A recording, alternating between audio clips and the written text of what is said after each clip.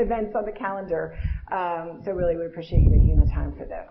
So today we're going to talk about how we meet the moment for global health security. My mic here. And I'm very pleased to welcome to the plenary stage Dr. Raj Punjabi, Special Assistant to the President and Senior Director for Global Health Security and Biodefense, the White House National Security Council. Thank you for being here, Dr. Punjabi. Mary Beth Goodman, Coordinator for Global COVID Response and Health Security, U.S. Department of State.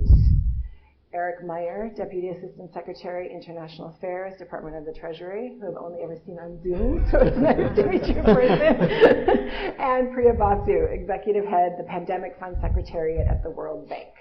Thank you so much. We're thrilled to have you here and looking forward to a really interesting discussion.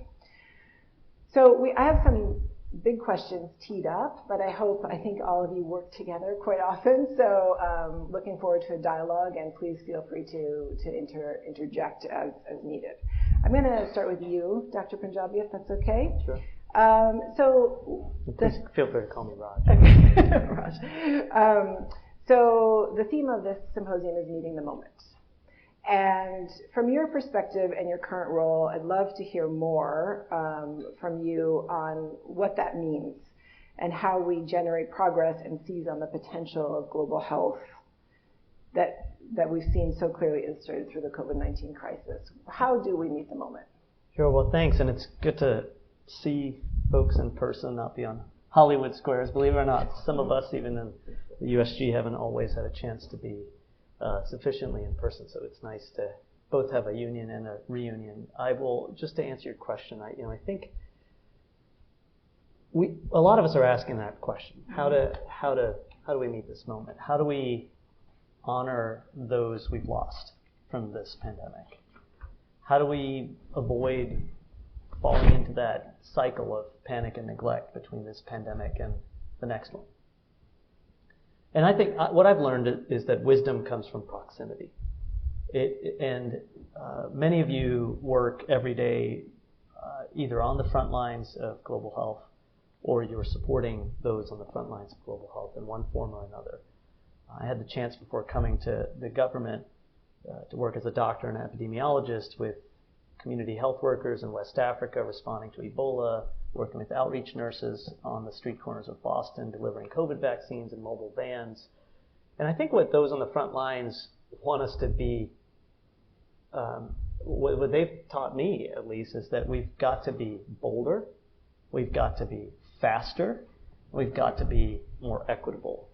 And the administration has, under President Biden's leadership, has really prioritized all three. Now, in every one of those places, we think we can do even more. And we're always eager to hear ideas on that. But just to give a couple of places where we are working to meet this moment, along with many of you in this room, one is around policies and strategies. So just this September, we released the update to the global COVID strategy.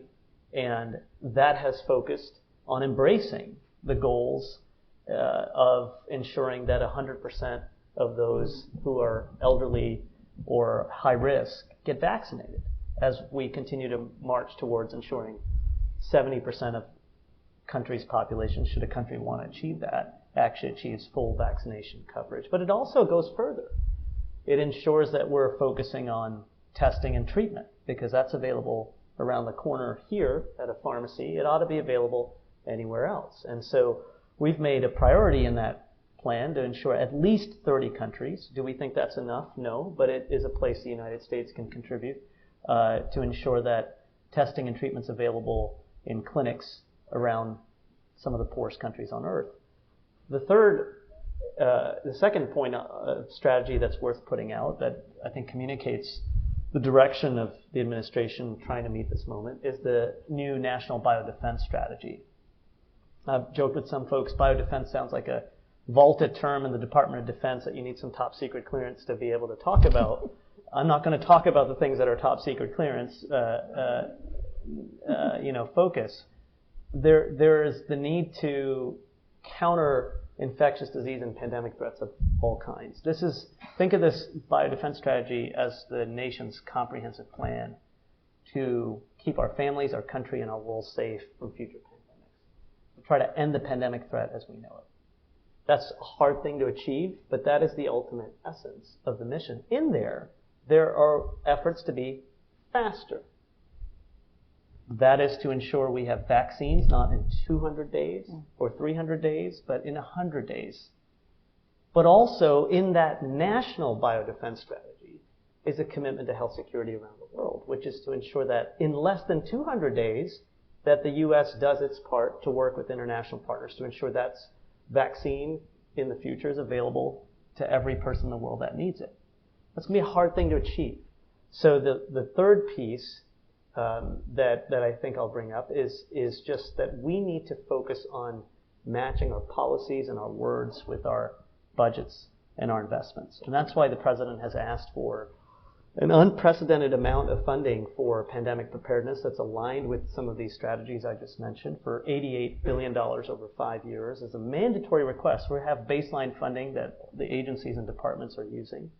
But we also want to ensure that we're meeting the moment. Now, Congress has to do its part, but I'm pleased to see they are making some effort on the global side of it. The International Pandemic Preparedness Bill, I imagine we'll get into that a bit. You know, that was just brought forward in the NDAA today, has, you know, up to $5 billion for the new pandemic fund in terms of potential support. It's authorizing that much support. That's not appropriations, but it's authorization. It's actually putting that in. Many of the people in this room, I know Priya will talk to this, have worked on that. So that's another place is commitments. While we're working on the multilateral side, and again, I think my colleagues here can speak more to this, is also a commitment to invest more on the bilateral efforts. And so we have just announced last week a commitment to scale up our direct global health security programming from 19 countries to over 50 countries in terms of direct support in Africa, Asia, Latin America, and Europe.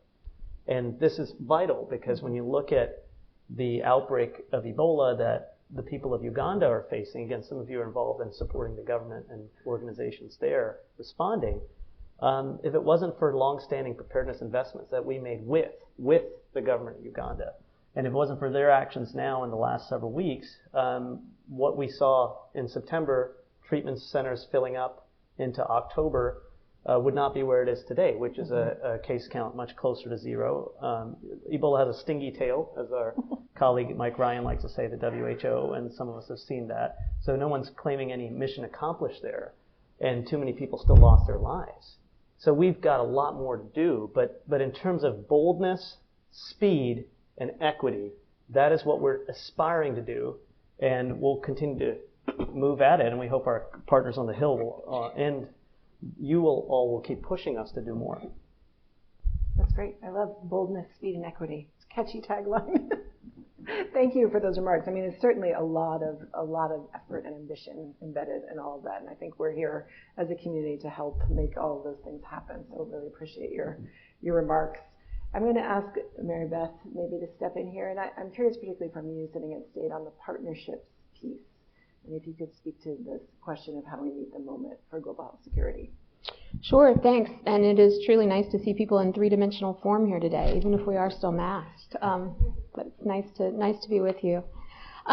So we have really tried to ramp up our diplomacy and our engagement and our partnerships through the State Department to make sure that we're taking advantage of our diplomatic might, so that the USG is front and center, developing more partnerships, showing that this is an area that matters, showing that we are back in the game, and that we are committed to be a partner with not just countries, but also at the regional and the global level.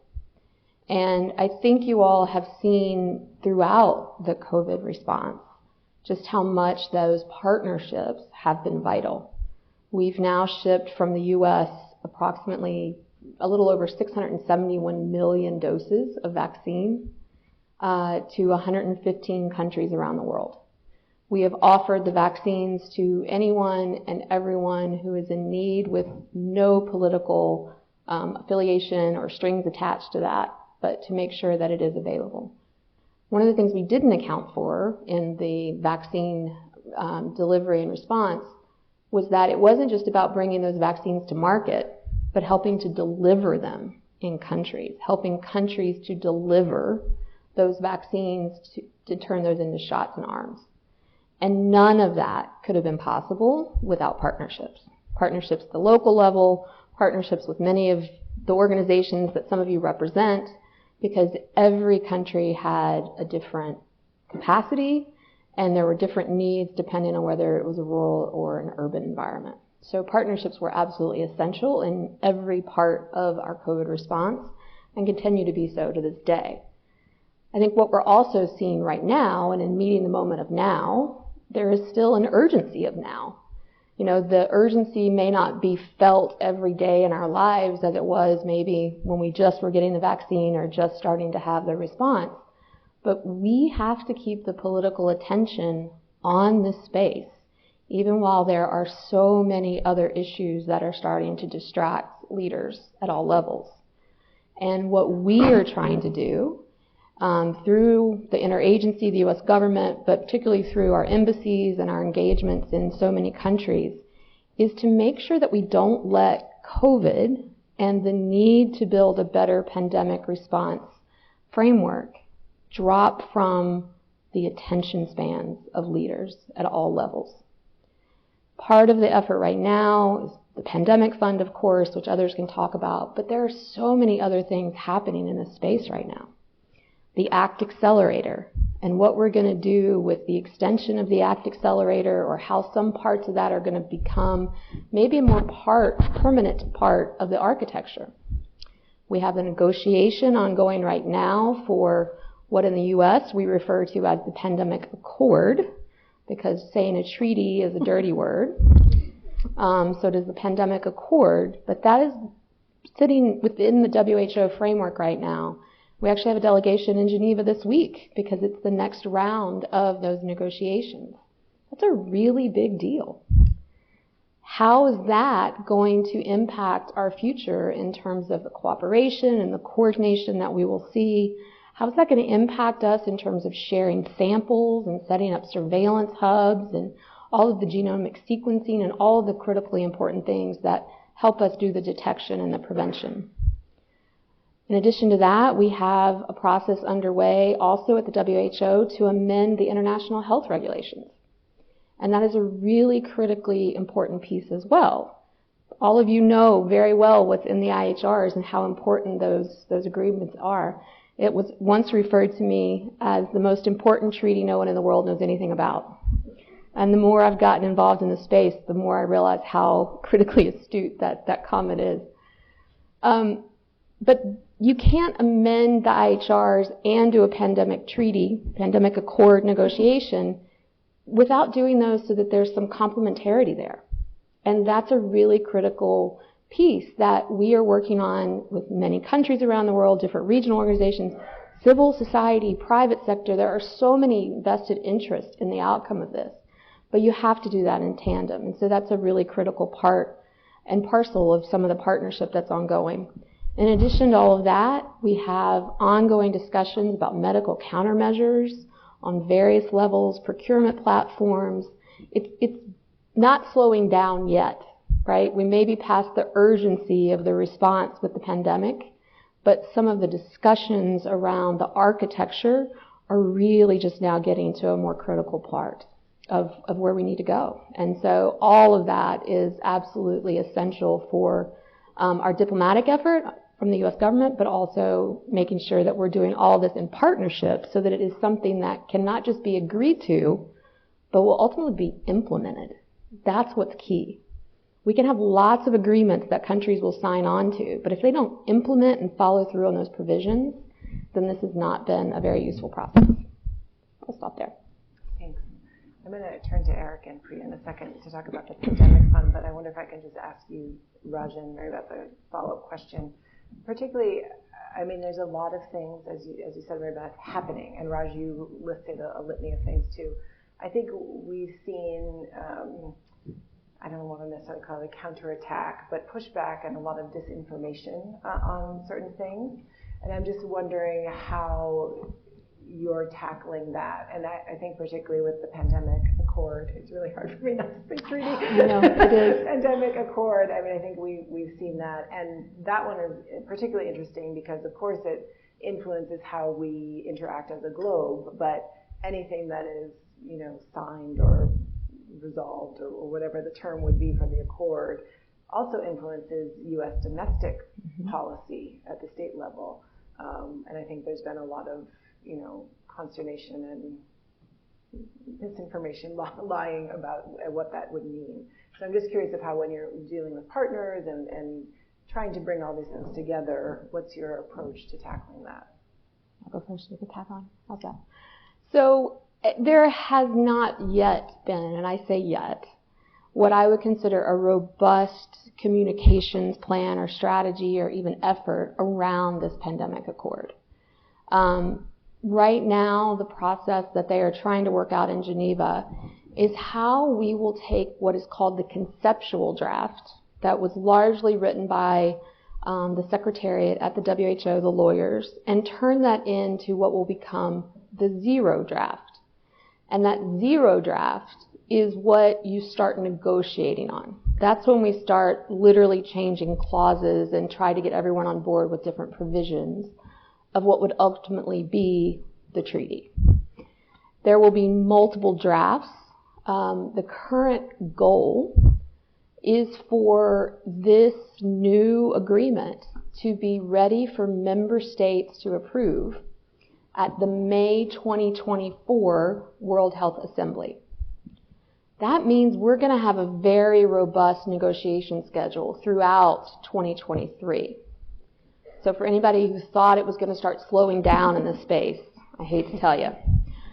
But once we get that zero draft, that is when there will have to be, at least in our domestic system and in many other countries, that process of not just negotiating with other countries, but getting input from industry, from civil society, from various interest groups that have a role to play in helping to implement, but also in helping to monitor the implementation and such an agreement.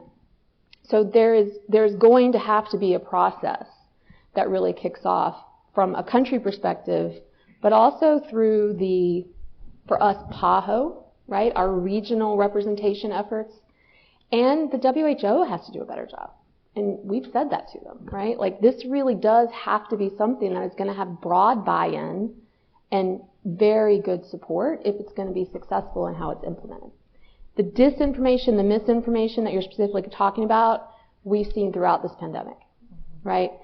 There are certain state actors who have done their utmost to try and discredit Western-produced technology, the deployment of vaccines, everything that we have done in response to this pandemic.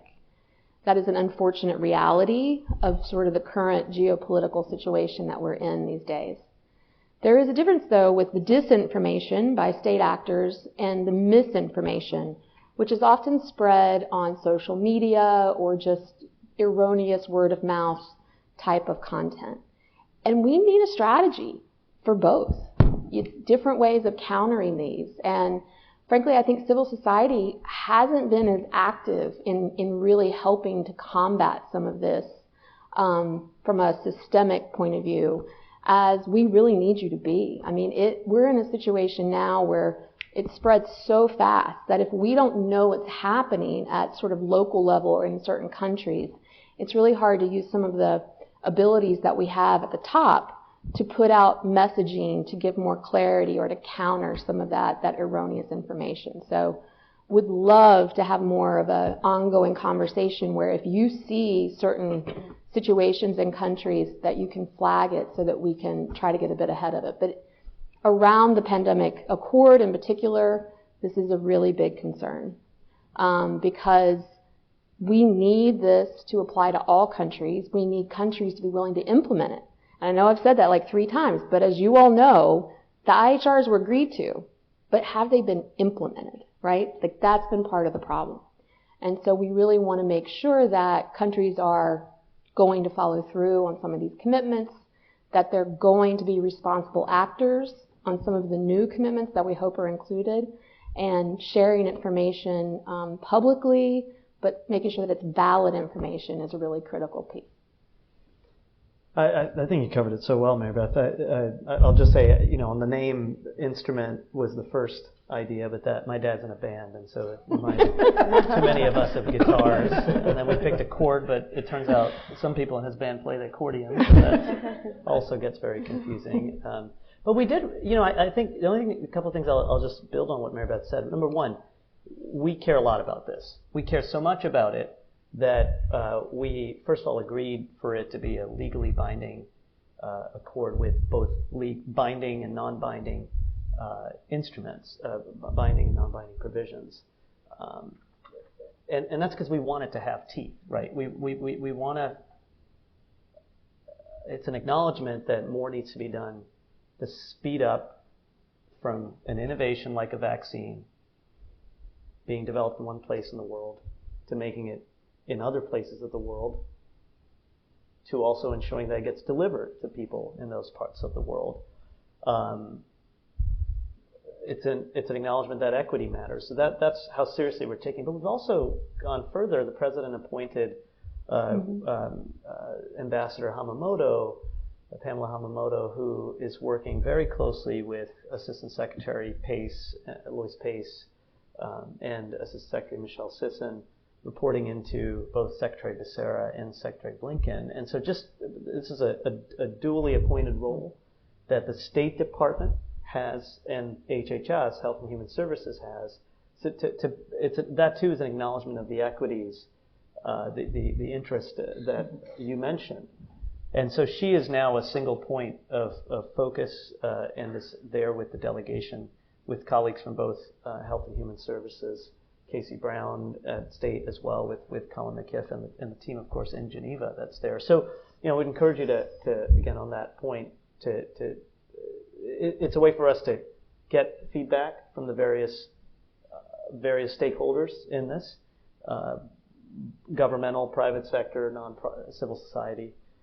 But it's also a recognition, to Mary Beth's point, that things are going to ramp up on this over the coming months, and you'll hear a lot more from us and from Ambassador Hamamoto in particular.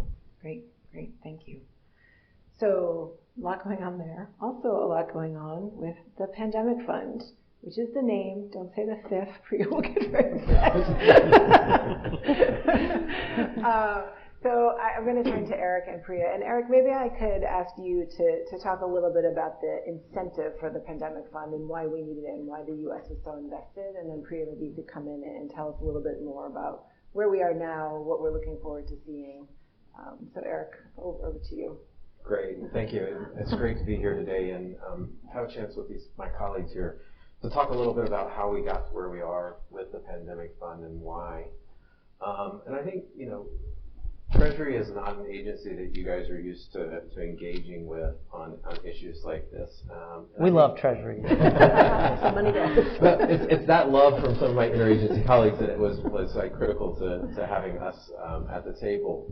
But I think part of why Treasury has been so deeply engaged in this effort is because we recognized early on that the only way we can get out of a cycle of panic and neglect, which has characterized other pandemics, epidemics, and global health crises, is that we have to now finally make dedicated investments when it comes to pandemic prevention and preparedness and putting in place frameworks for response in the event we do find future pandemics or epidemics threatening us. Coming out or in the middle of COVID-19, one thing that I say distinguished this pandemic from other global health crises is that finance and economy ministers around the world were galvanized by the economic impacts. We've lost trillions of dollars in economic growth, economic potential, on top of the lives lost and impacted. We've seen global supply chains disrupted, and they remain today impacted by some of the spillovers that came from COVID-19. Anybody who tries to travel internationally knows that while things have gotten a lot better in the last few months, we're still impeded by restrictions, requirements, and the challenges of engaging in a global way. That message was not lost on Secretary Yellen and other finance ministers and counterparts. And I think it drove home the need to once and for all take some of the steps that we had not done in the past. Within this administration, from the very get-go, there was a commitment to trying to find the right path to making those investments. And we spent some time in the first half of 2021 with our colleagues at the National Security Council, State, USAID, Department of Health and Human Services, and other parts of the U.S. government, trying to figure out what is the right way of doing this.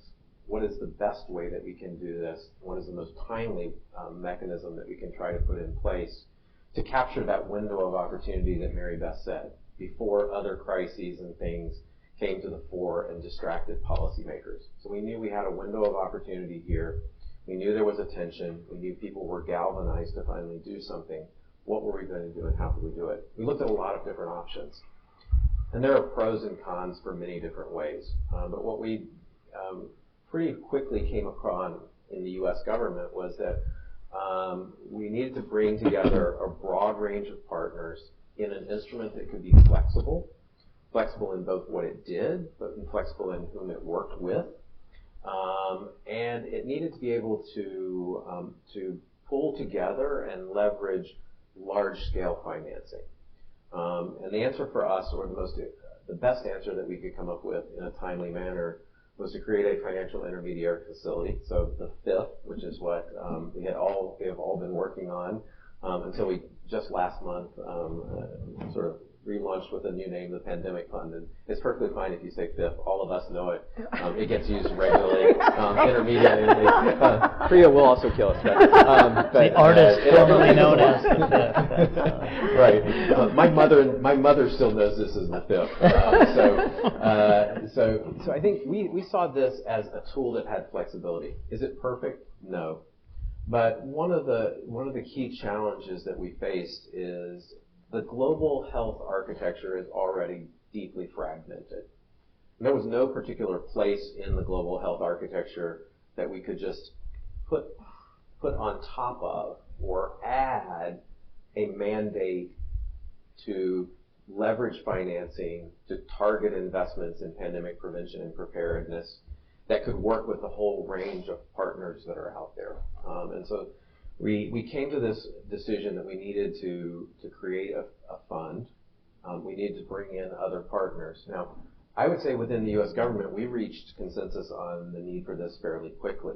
And because of decisions that were made around the American Recovery Plan, we also had money that we could dedicate to this. That's pretty unusual in most of these international efforts that the United States is in that position. But that also allowed us to then begin reaching out to partners around the world.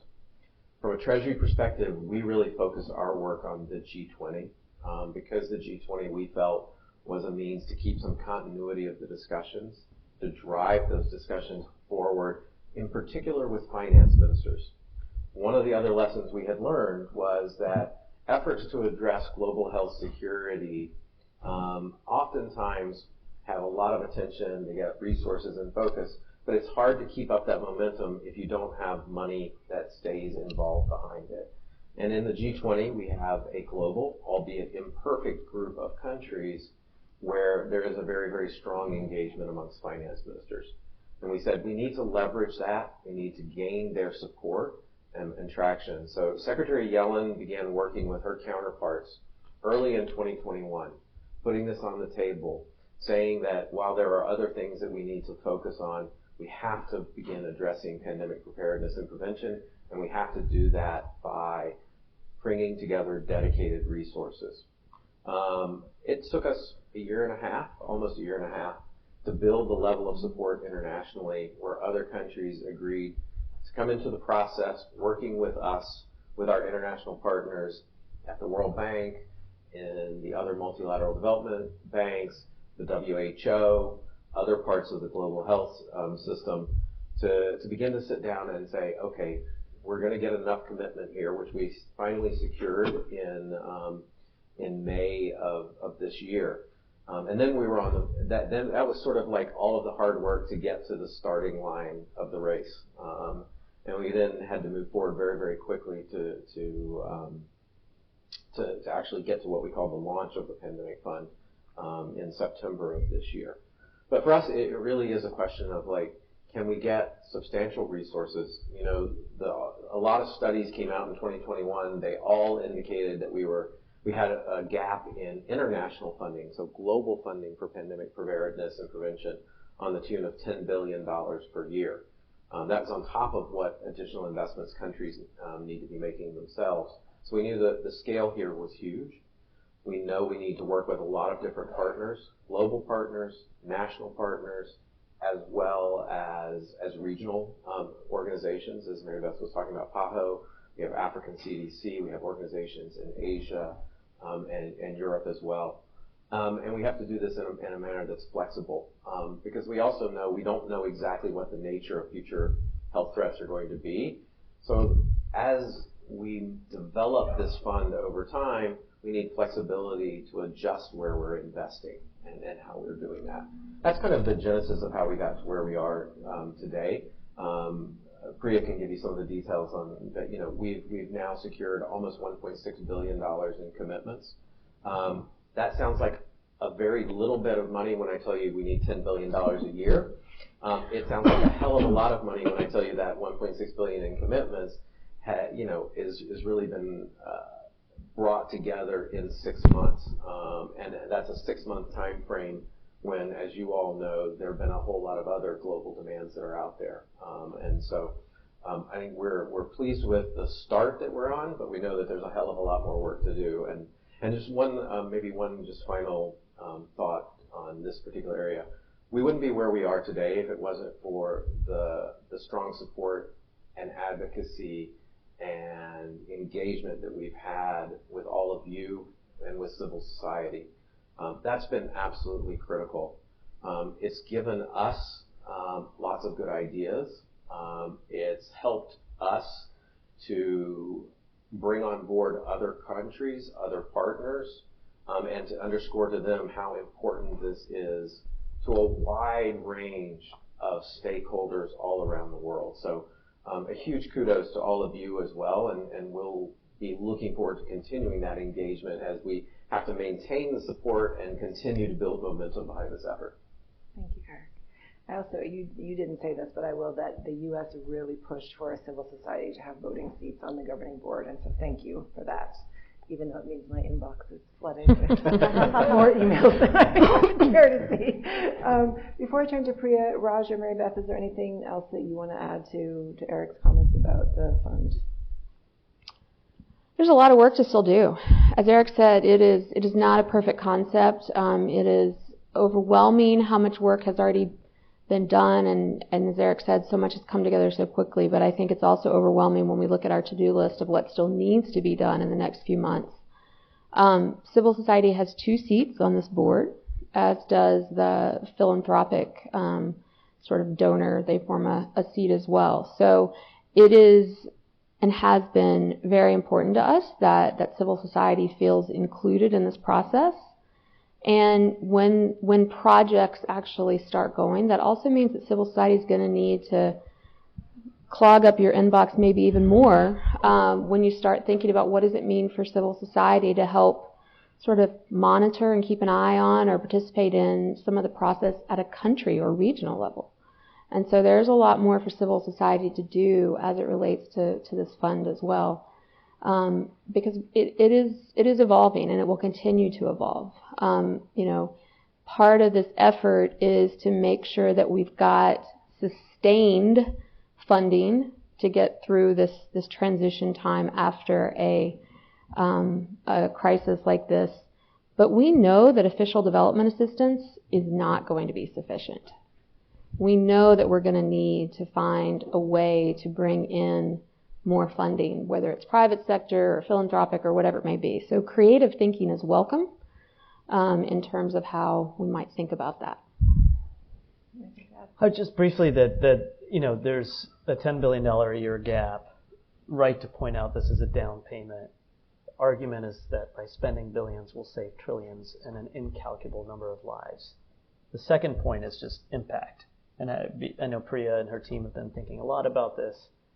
But this the more we invest in the people closest to the problem, the pain, the suffering, the more likely we are to succeed. I mean, what, if any, lesson have we learned, except that one from Gavi, Global Fund, from working with partners like the Africa CDC, with working with national ministries of health? That's a hard thing to achieve, though. And but there's an opportunity to do this from scratch, in a way. And I'm pleased to hear when we're thinking about ideas like surveillance, for instance, we're thinking about holistically. It's not just about having the fancy genomic sequencer sitting in a city like Monrovia. It's about having, and a national reference lab, though we need that. It's about extending the labs to the most distal, decentralized part of the system. It's ensuring that surveillance isn't just about things. It's about investing in human beings, like nurses, who are the first ones often to fall sick with a misdiagnosed malaria case that ends up being Ebola, like did the start of the West Africa history's worst Ebola outbreak. It also, and in many cases right now in Uganda, about 10 or so health workers that have died, several of them are nurses. It also means ensuring that the community health workers that's hanging up the mosquito net or taking the HIV medicine to a person who is trying to stay adherent to antiretroviral treatment or is looking for the next tuberculosis case is also being cross-trained to look for the 13 or 14 reportable public health triggers. So, from lab to the last mile is the way I think you're thinking about surveillance, but Priya, you should speak to this and how that's evolving. But certainly something the U.S. Continues to advocate for is a more holistic, people-centered investment in the places with the highest risk, whereas zoonotic spillover is high. They talk about the 3 Ps, the risk of pathogen spillover, population movement, whether it's within a country or from a country to other parts of the world, and public health systems that are weak, right? There is a risk stratification that can be done to make sure we're staying focused not only in how we do work, but where we do it, these initial stages. Yeah, turn back to you. That's great. So Priya, I'm as the executive head of the Pandemic Fund, you have a pretty big job, even just in sort of some days it may feel like herding cats. But I would love to hear from you. Just where are we now? I mean, Eric, you did a great job of giving us the background and the incentive. But Priya, you've been facilitating and moving the board forward. So please go ahead and talk about the fund. What do you hope for it? Where do you see progress happening? What are the next steps? Thank you, Elisha, and thank you. It's great to be here. Before I answer your question, let me just take a moment to really thank the United States for its leadership and vision on all of this. And, as Eric mentioned, it was a long process, building this sort of consensus. I think we really should celebrate, take a moment to celebrate the power of collective action, because I think where we've gotten to now in very difficult times, having 25 donors around the table who've already pledged close to 1.6 billion in a very short period of time is not something that should be underestimated. At the bank, we've set up many such funds. I myself have been personally involved in about 27 financial intermediary funds over the past decade and a half, and we've never managed to mobilize this much in such short a period of time. And I also want to thank civil society for its engagement and its sort of active participation over the period of sort of design. I know that there were many who were saying, well, this was being done too quickly, but I do keep saying, I don't think we cut corners. We really sort of actively engaged, even if it involved waking up at 2 a.m. to do civil society calls. We did that. We heard you, and I hope that you see your voice reflected in the way the fund is structured. The other point I want to make is that this really is, it's about collective action. It's about a global public good. It's about investing in low and middle income countries, but those investments will benefit everyone across borders, and I think that's the message that you also helped us carry through. So the governance, and Eric already mentioned this, it's grounded in this kind of shared responsibility, shared accountability, and again, we hope that we were able to reflect your ideas into it. It is one of the very few such funds that actually has 2 voting seats for civil society. And we are doing our best to try to sort of support our civil society board members to get more support from kind of the wider community. So that said, in terms of where are we now, well, I mean, a lot has been achieved in a short period of time, but a lot more needs to be done. We have, I think, gotten off on a good footing with the governance structure that we have, which allows us to get kind of broad-based inputs from both donors as well as what we call co-investor countries, who are the potential recipients of the funds. We have an equal balance between sovereign donors and sovereign co-investors on the board, 9 voting seats, constituency-based voting seats for both, these 2 civil society seats and the seat for philanthropies. And we're seeing that, I mean, we have more work to do to engage our co-investor country representatives, because they're not always used to sitting on this kind of global governance body. They're kind of more used to being the beneficiaries of funds. So we're working hard to get our co-investor countries more active and more vocal. In terms of starting the implementation, if 2022 was the year of sort of getting the governance right, 2023 is going to be the year of getting the implementation right.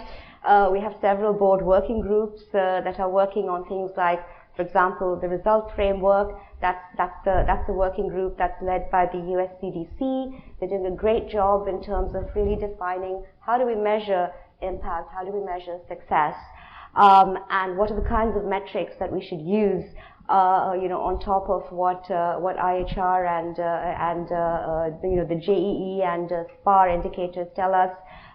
Things like 717. Can that be a way to be able to measure progress in terms of the impact that the fund is having once it starts disbursing resources in helping countries begin to detect, report, and contain ongoing outbreaks.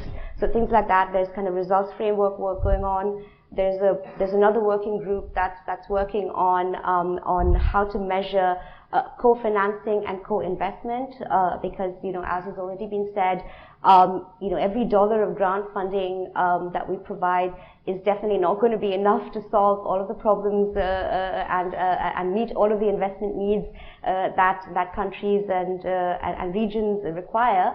But the way the fund is structured is that we want every dollar of grant funding to catalyze much more from various sources, and including domestic investments. So how do we use the resources of the fund to mobilize more money, and then how do we count that?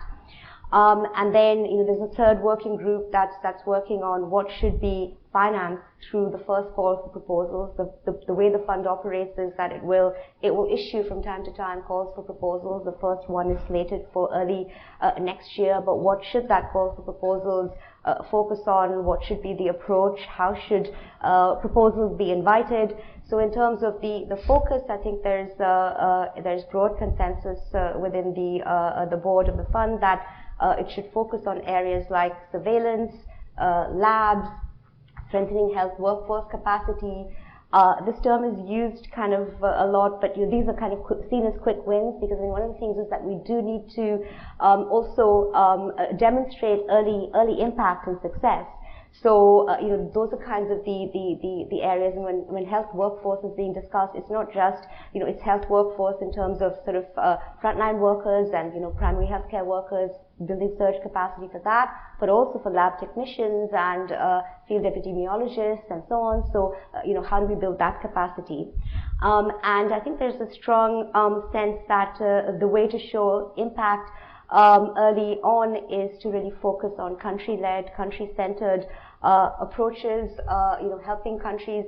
They do have their national action plans for health security. Those plans often just sit there as pieces of paper on shelves because there's no funding for them, or there's funding for some parts of them, but not for other parts of them. So how can this pandemic fund sort of help finance those national action plans for health security in a way that they also bring together, this funding brings together various partners on the ground, because that's another problem in global health, that there are multiple actors, and often there's sort of everyone's knocking at the doors of the government of Liberia or Rwanda or whoever and saying, hey me, but how can we sort of use this fund to bring coordinated, collaborated action on the ground? We've shown the power of collaboration at the global level. Now we need to show the power of collaboration when it comes to making these investments in countries. That first call for proposals is still being discussed. I don't want to get ahead of myself, but I think we can. I have the sense that the fund is really moving in the right direction, and when that's issued, hopefully you will see that it is designed in a very thoughtful way. And as Mary Beth was saying, there's a role for civil society there too. So far, over the past months, we've focused on the role of civil society in the governance of the fund, but there's a role for civil society in implementation. One point that one of the working groups has made in the discussions we've been having is that country shouldn't be equated with just government. So when it comes to supporting countries and when we're requesting proposals from countries, we want those proposals to reflect the voices of all the stakeholders that are impacted. So, that proposal needs to include, and it needs to demonstrate that the government, of course, owns it, but also civil society owns it. In cases where the private sector needs to be engaged, they need to be engaged. Citizens need to be engaged. The proposals that we're funding need to work for everyone. That's something that will also be elaborated. We're very committed to transparency. We will put everything out. The Secretariat already has its little website, which I'm quite proud of, but it's soon going to be migrated into its own self-standing. Right now it's hosted by the World Bank, the website, because the Secretariat is hosted by the World Bank. It'll have its own website, and we'll put all this information out. So I think that's kind of one piece, and then the other piece that everyone's very interested in, I know I've been receiving a lot of questions, is this technical advisory panel, which will be, as the name suggests, providing technical advice to the board, and flanked here by 2 board members, so, 3 board members, sorry.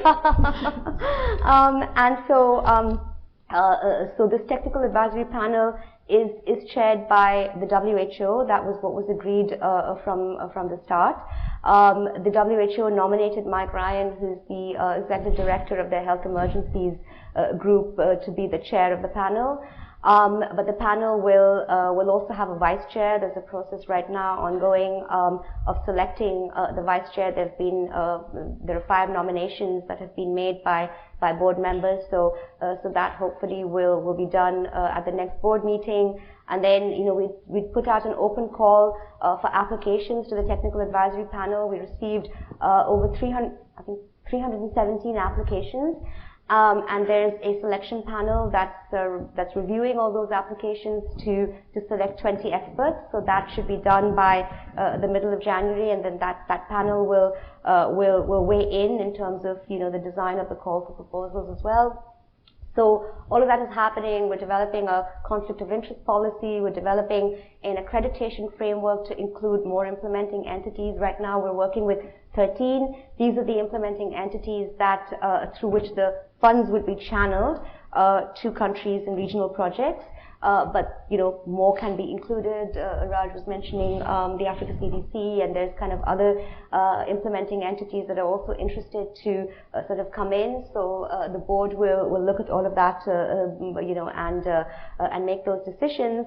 Our goal is that we hopefully the fund will be able to make its first disbursements before by May, June to the first set of projects, which then will be monitored, and we will put out the results. This fund is needs to kind of work in a way that it can develop and grow and learn from the first call for proposals. So we're very committed to that as well.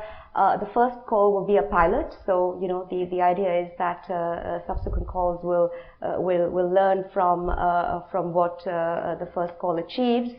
Again, in terms of the kinds of projects over time. The first one, as I mentioned, there's a commitment to focus it on surveillance labs, health workforce capacity, but subsequent rounds could finance regional type activities. How to sort of network up data and information from community to subnational, to national, to regional, to global level, how to build regional health workforce capacity, investments in vaccines, therapeutics, other critical countermeasures, so that the world does not face the kind of inequities that we faced in the context of COVID-19 in terms of access to critical countermeasures. So these are all areas that the fund can support over time. It has an 8-year lifespan, so we have time. But all very exciting, and thank you again thank you everyone here on stage, and all of you out there in the audience for making this for making this a success, an early success, and for getting us to where we are. So. Thank you, Priya. That's why my inbox is so full. So I know this is an inquisitive audience, and I think we wanted to leave some time for Q&A from all of you. I think we have some roving mics. So if you want to throw up your hand. I see someone in the back. Is that David back there? And then who's up here? One up here. So just... Oh, now I see a lot of hands. Okay. Good. Yeah. Hi, David Bryden with the Frontline Health Workers Coalition. A couple of days ago, there was a front-page story in the New York Times about the indebtedness facing African countries around the world and the impact of that on their fiscal space. When it comes to addressing pandemics, preparing for pandemics, hiring additional health workers, for instance, to be ready and to be able to respond, that fiscal space is absolutely critical. If you look at Ghana, if you look at Nigeria, look at Kenya, facing extraordinary external debt levels. And I'm wondering if you might be able to comment on how the U.S. is approaching that, particularly the Treasury, what the prospects are you see for faster progress to expand that fiscal space so countries could expand their health budgets. Thanks, David. Why don't we take a couple at once? I think there was one down here in the front. Can you stand up? John, coming to you.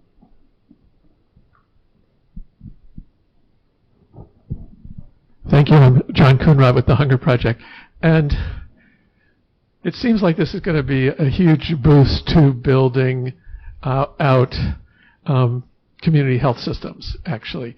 But how does the work of this fund actually make sure that happens? Because so many times it hasn't. It's all kind of stayed at the top. Thanks. I will take one more from the woman in the back. Can you stand up? That's you. Yep, you. Sorry, it's very hard with the masks. Is it Laura? Thank you, Elisha. Hi, Laura Hemeke, University of North Carolina School of Public Health and a consultant. Great discussion. I mean, so exciting. I was particularly interested in the mention of the international health regulations, which, as you said, I'll paraphrase, is kind of like the dinosaur of global health security. They've been around for a long time, but they almost seem to have been ignored in kind of like pandemic response and preparedness and global health security. And you mentioned sort of a proposal to amend them. I just would love an update on that. Thank you.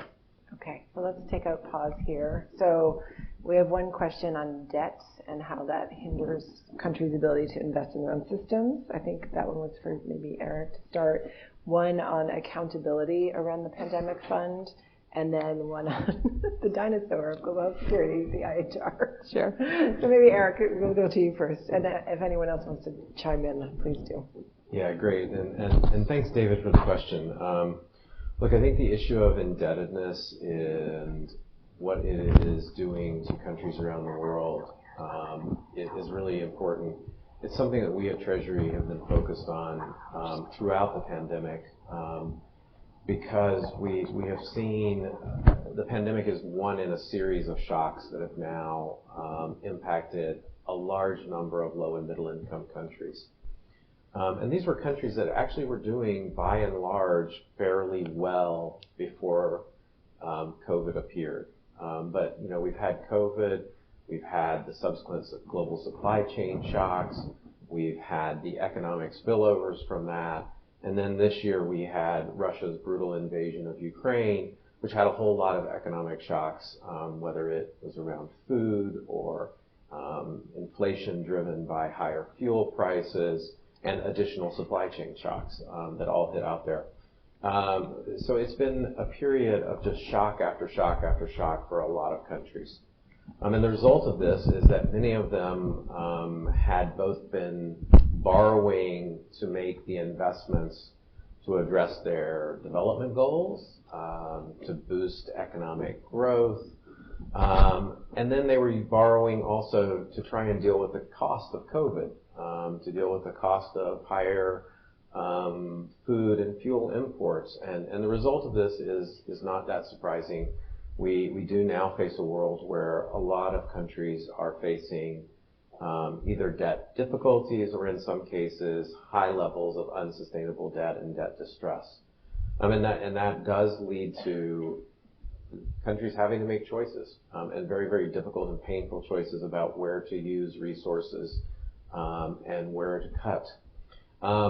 At Treasury, we've spent a good chunk of the last 3 years trying to work with our international partners at the IMF, at the World Bank, with other creditor countries in the G20 and in the Paris Club to come up with ways to try and help countries and encourage countries that are facing debt difficulty to begin to address those problems head on.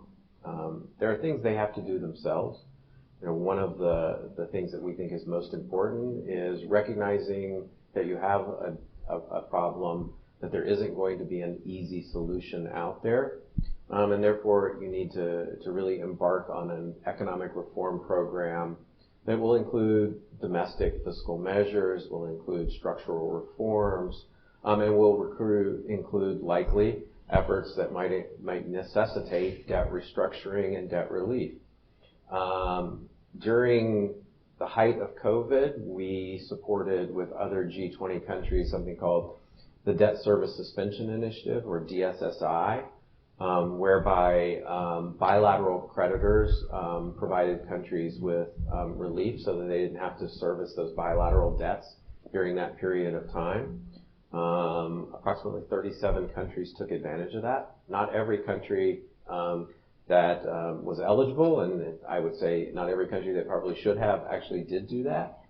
And then we also worked to launch something which was an effort to bring together the current group of global creditors for countries in what we call a common framework approach to dealing with unsustainable debt. And you know, the first 3 countries that have been working through that process are Chad, Zambia, and Ethiopia. This was really, really important because compared to previous debt crises, the global creditor landscape has changed dramatically. So those of us in the West, the traditional bilateral creditors in Europe, Asia, and North America, many of us learned through earlier debt episodes that it doesn't help to lend to countries that are low income, weak, and fragile.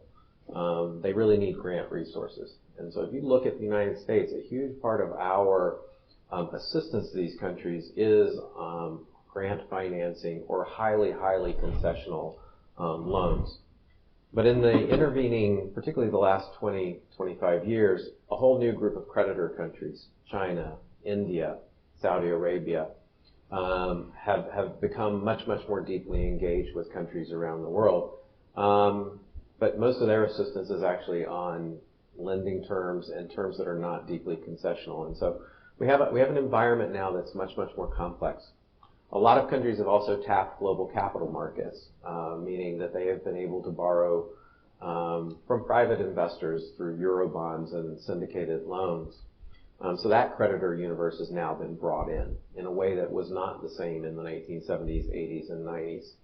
So it's a much more complicated landscape, and we are continuing to work with partners to try to accelerate those efforts for advancing debt restructuring that is sustainable, and in a way that, and this is, I think, really important to your question, David, in a way that preserves the necessary domestic spending and investments in health, in education, and other social areas. We know from long experience that cutting those ultimately is bad for long-term economic growth and prosperity, as well as for addressing social and development outcomes. So it makes absolutely no sense to slice those resources, and that's kind of, that's the IMF of the 2020s, which is different from the IMF of the 1980s or the 1990s. And so that is now a strong provision. It also includes something that we've talked about in the context of the pandemic fund, which is countries devoting more resources themselves. So there is an element of our work now that has taken a heightened responsibility, which is to work with countries on domestic revenue mobilization. How do they raise the resources domestically? And then, of course, how do they budget and use those resources in a way that has the highest value and the highest return, consistent with whatever their national development goals and objectives are. It's a long-term process. It's a difficult process. And I think, as you alluded, there are a lot more countries out there that may need this kind of assistance and work. So I expect that this is going to be another one of those areas where 2023 is going to be pivotal in terms of how we're able to address this with countries. Thanks, Eric. So, Raj or Mary Beth, do you want to add anything on the debt piece? Well, I have my PhD in this area, so I'm kidding. I don't. I'm glad that was clearly an Eric question. I think Eric's sufficient. It'd be good to get as many sure, questions. absolutely. Okay, so maybe I'll ask Mary Beth on the IHR, if you Sure. can just update a little, and then we'll turn to the accountability question.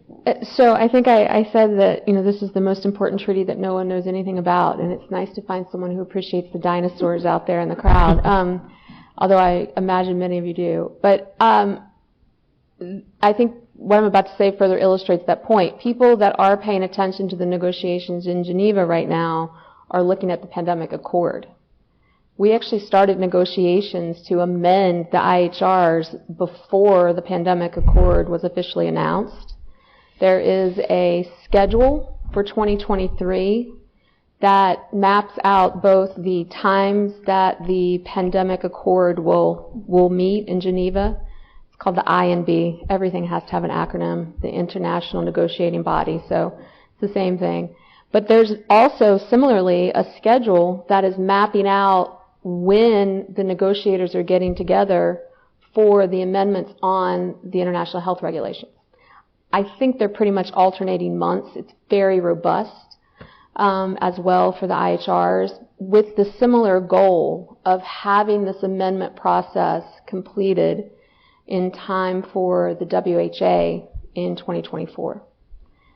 The challenge is going to be what should be in the pandemic accord and what's in the IHRs in a new amended form to give them more teeth, more strength, but done in a way that doesn't create contradiction between the two agreements or competition between the two agreements. The U.S. has put forward some amendments. Other countries have put forward some amendments to the IHRs. We would love to see more in the IHRs, but it is a negotiation, so there will have to be some give and get. Much of what we have focused on in the early stages is on the timing for notification, the timing for sharing samples, or some of that type of thing, which was so critical and a missed opportunity, frankly, in this pandemic. So tried to capitalize on some of the lessons learned, or what we hope have been lessons learned for all countries in this pandemic, to try and give some more teeth to the IHRs in that way. But there is a process. It is ongoing. It's another one that doesn't have enough, public space yet. It's got some disinformation, some misinformation circulating around this too. But I really do hope that universities, academics, civil society will start providing more input and more attention to this, because we need more countries to be paying attention. Use your voice at the country level and help us strengthen this. Thanks, Mary Beth. And I'll just add that Global Health Council has non-state actor status with WHO, and the GHC team, not usually me, somebody else, is up at 2 or 3 in the morning to participate in these intergovernmental negotiating body meetings and the IHR meetings. We are sending out information as we have it, so if you're not on those lists and you're a GHC member, we're happy to add you and make sure that you're in the loop. And usually we also take a pretty big delegation with us to WHA. So WHA 2024 will be a big one. So we're happy to function in that way and make sure everyone knows what's happening. Priya, there's a question about accountability for the pandemic fund, and how will we really be held accountable for investing and improving community health systems? Yeah, so I think there were 2 parts to that question. One was, how will we do things differently, right? And there's been past funds, and there's been none dedicated to pandemic prevention, preparedness, and response in low and middle income countries. But of course, there's been other spending through other kind of international development agencies. I think this fund, first of all, I just want to say it really is an opportunity to do things differently, right? And one piece of the challenge has always been, there hasn't been sort of dedicated money. Now we've got this dedicated pot of money that, in the face of multiple crises, acknowledging that there are multiple crises, but this pool of money will be dedicated to pandemic prevention, preparedness, and response. That is a huge win. I mean, I would say, the World Bank, for example, also through IDA and IBRD, and IDA 20 has a huge commitment to pandemic prevention, preparedness, and response. But, it also focuses on food, fuel, inflation, debt, climate. So, when there are multiple crises, it's kind of hard to prioritize, whereas this is an opportunity to keep that focus amongst the international community, because this requires sustained funding, and to work with governments to ensure that leadership in countries also maintains that focus on PPR. So that is kind of one piece of it. The other is, well, how do we use that money wisely and ensure that it is in fact spent where it's most needed, and that those that results are kind of monitored and tracked, and those who are preparing the projects and receiving the funding are accountable to ensure good implementation. So in that domain, it would be, the money will be channeled through implementing entities, one or more of them. It could be a group of MDBs. It could be, an MDB and WHO together. It could be the Global Fund working with, others. So those entities that are the channelers of money, they're the ones who also, have to monitor project results and report those results back to the Pandemic Fund Board. And if in the project preparation there are private sector actors involved as delivery partners, or CSOs involved as delivery partners of a project, in terms of kind of implementing that project on the ground, well, those partners are also accountable. So it is, as I said before, there has to be shared accountability in terms of making the project a success. And then, of course, the board is very committed, and I don't want to speak on behalf of the board, but I know, hearing them, they're very, in all of our meetings, they're very committed to getting these reports, monitoring progress, learning from, what comes out of the results. That's why we have, this very concerted effort to have a good results framework to make sure that whatever the fund does is grounded in that results framework. I might be stealing Eric's phrase, but he's been reminding us that that's really important. Elisha and the other CSO partners are kind of watching what we're doing very carefully as well, and sort of so I think we're off to a good start. Having said that, COVID has shown us that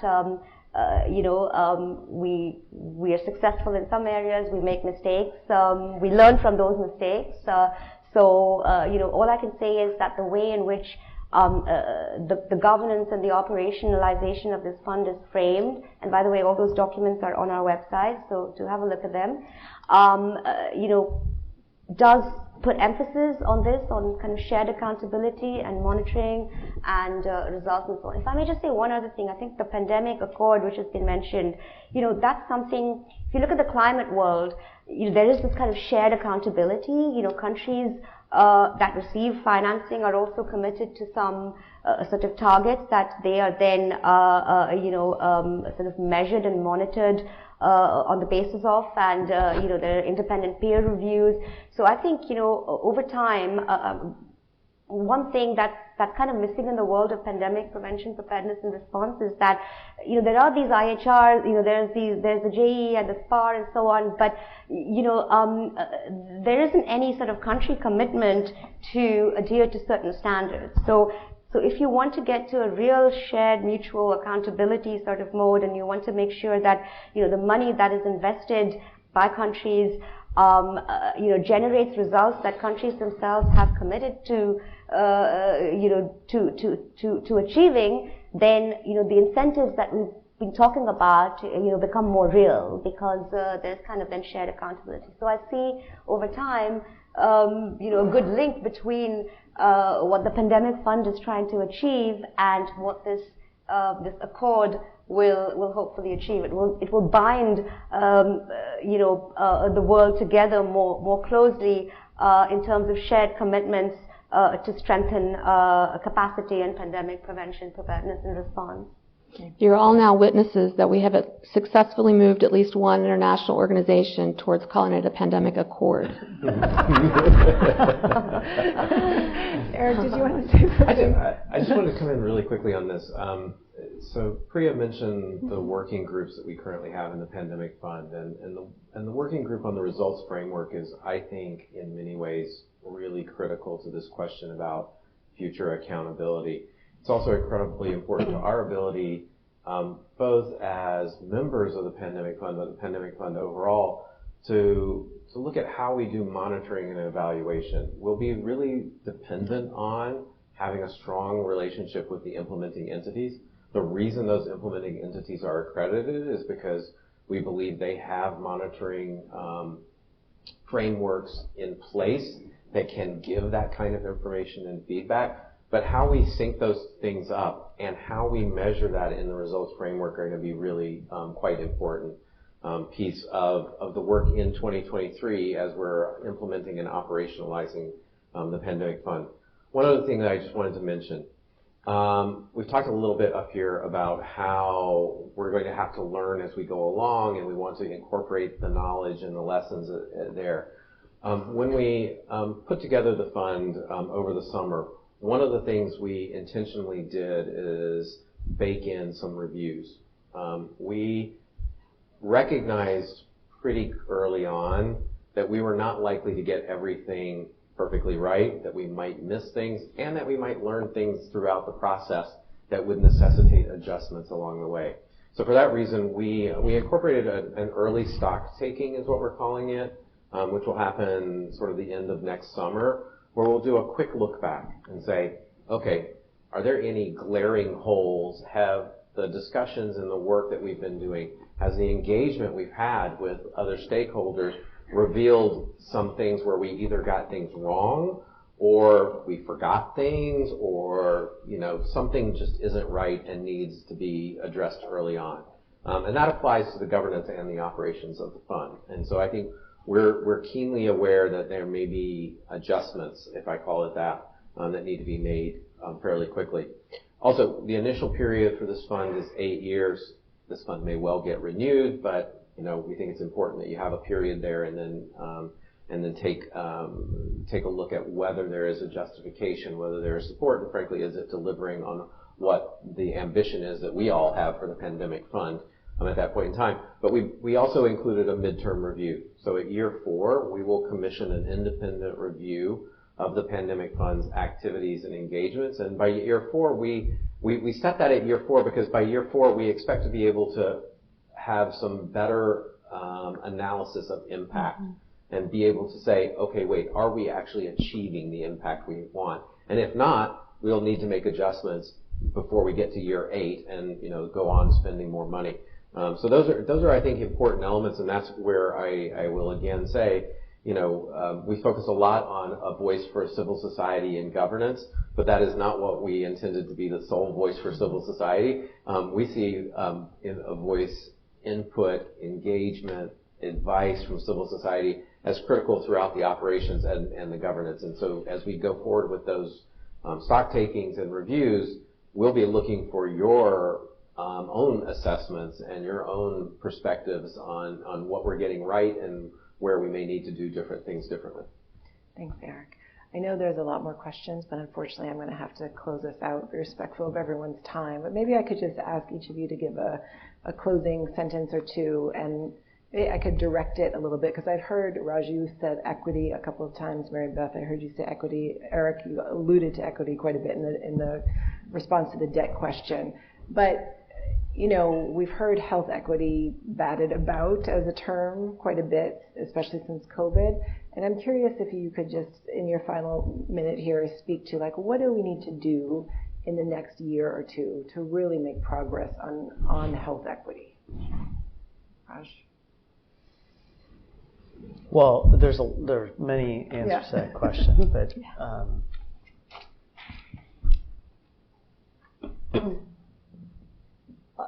I think we need to be as bold on setting targets against the question of accountability was welcome on the pandemic fund, but on the whole pandemic preparedness agenda.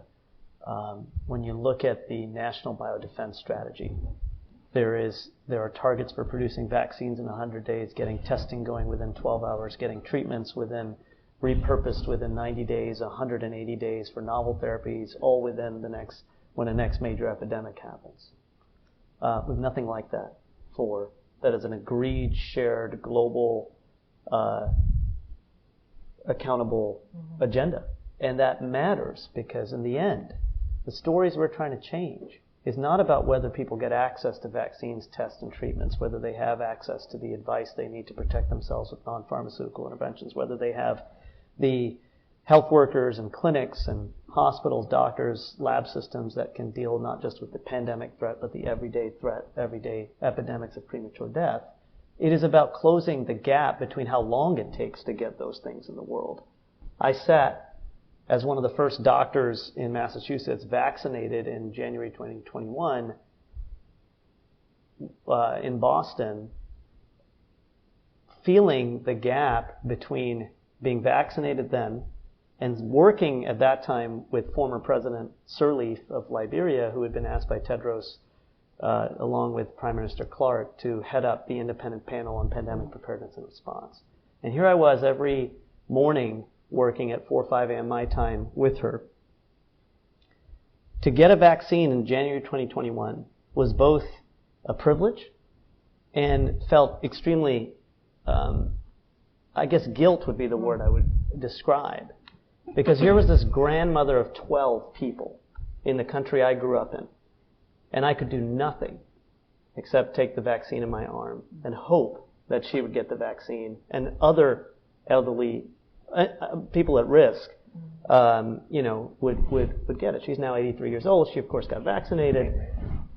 But it is the gap between the time of January 2021 and that still countries. There's still, we have to come up with a whole new target on whether the, above 60-year-old would get vaccinated. So to me, the only way we get there, and not kid ourselves that we've created some policy that's a panacea, or a strategy that's a panacea, or a financing instrument, or an accord, or that's a panacea, is to hold ourselves accountable to what people who are patients in the future, who are health workers today, say is important. And what they say is important is, I wish that vaccine was available for someone like who's at risk, not in months, but in weeks. Not in weeks, but in days. Not in days, but in hours. And I think that's only possible. I don't know if it's not alone by setting targets we'll get there.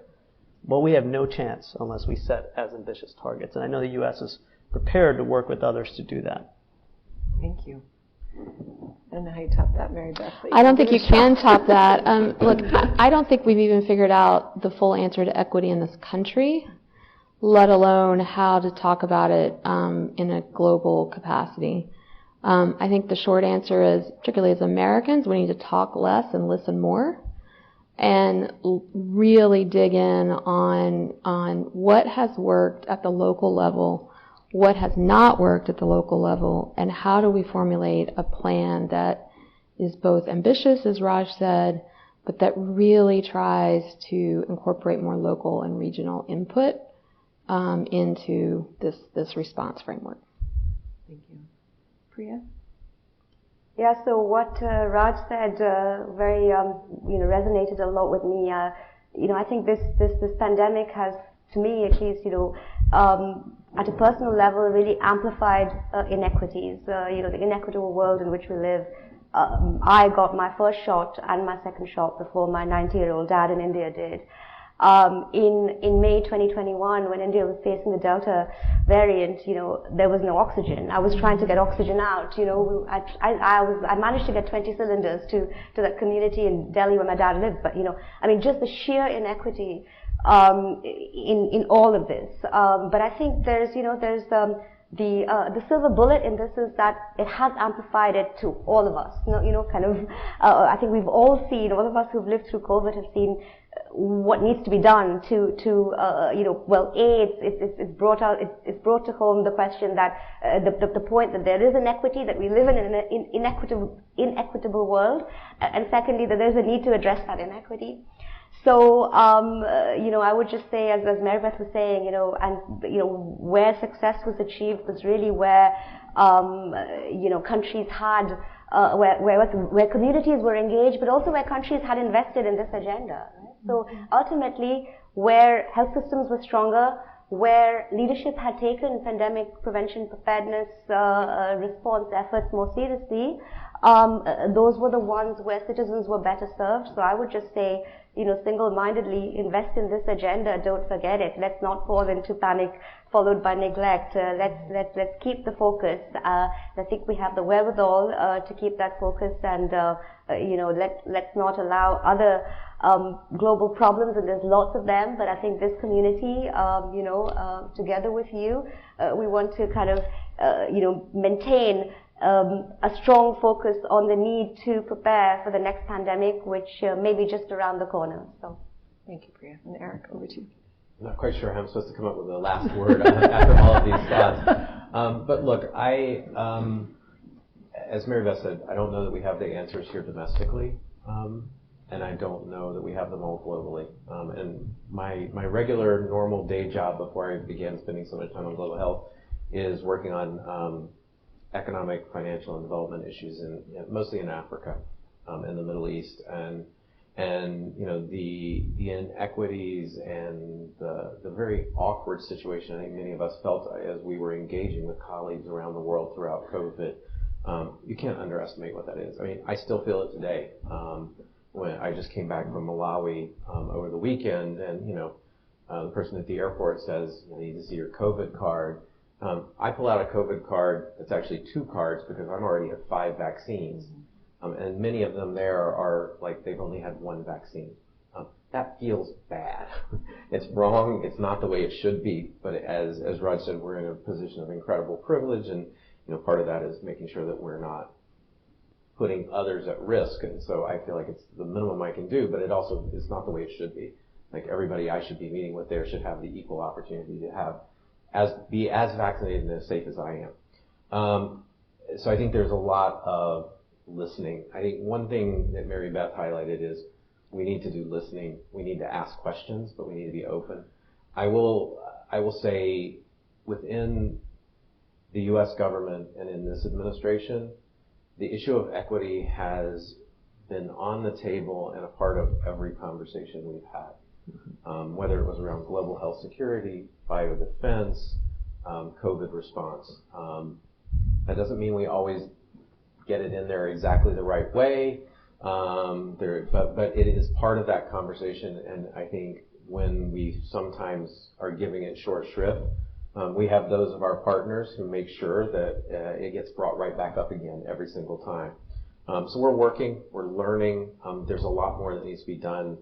You guys need to keep us honest. We need to keep raising the issue as well. And frankly, we're doing it with our counterparts. So, I don't think there are many other Treasury officials around the world who, when they're meeting our counterparts in countries around the world, talk to them about global health, talk to them about issues like this. I'm trying to do that now. I can tell you I get the most bizarre looks sometimes from my counterparts. But you know what? It's important. We have to keep raising it up there because it's only through having that dialogue and keep shining the light on it that we're going to make progress. See, I think you did it. That was a great last word. Shine the light to continue making progress. Thank you all so much for being here. We truly appreciate it. It's a tremendous amount of work that you're moving forward, and we all, as a civil society community, really look forward to collaborating with you in the next few years and beyond. Thank you so much.